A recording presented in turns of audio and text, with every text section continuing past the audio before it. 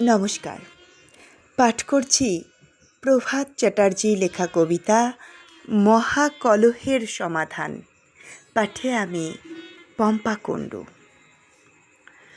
বাড়ি কহে গম্ভীর স্বরে, উচ্চ করি শির। আমি জীবের সৃষ্টিকর্তা এ মহান পৃথিবীর। সমুদ্র তটিনী নানা জলাশয়, সেথা মোর অবস্থান। জলদ হয়ে ভেসে বেড়াই আমি, স্থান মোর আসমান। আমি আদিম সৃষ্টিকর্তা সমুদ্র বক্ষে, প্রথম জীবের আগমন। সুজলা সুফলা শস্য শ্যামলা ধরিত্রী, আমারই হস্তে সৃজন। আমার বক্ষে কত সহস্র জীব, আছে আমার আশ্রয়ে। মৃত্তিকা অরণ্য ধরণীর কোলে, আমারই অমৃত নিয়ে।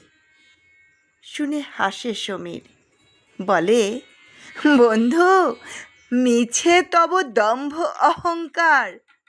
আমি না থাকলে কিভাবে হতো জীবকুলে প্রাণবায়ু সঞ্চার?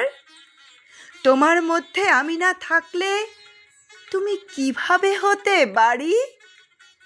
আমি প্রবাহমান, সর্বত্র থাকি, জীবকুলের সেবা করি।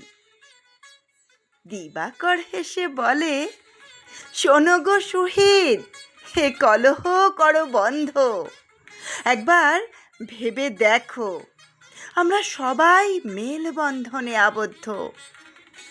একবার তাকাও ধরিত্রীর পানে, সৃষ্টি আর বিবর্তনের ইতিহাস। আমি না থাকলে কেমনে করতে তোমাদের এই কলহের প্রকাশ? তাকায়ে দেখো, এই ধরিত্রীর বুকে শ্রেষ্ঠ মানব জাতি চেতনা হারায়ে শুধু করছে নিজের ক্ষতি। আত্ম অহংকার পতনের কারণ, একথা সদাই চরম সত্য। হিংসা লোভের প্রবৃত্তিতে মানুষ হারায় মনুষ্যত্ব।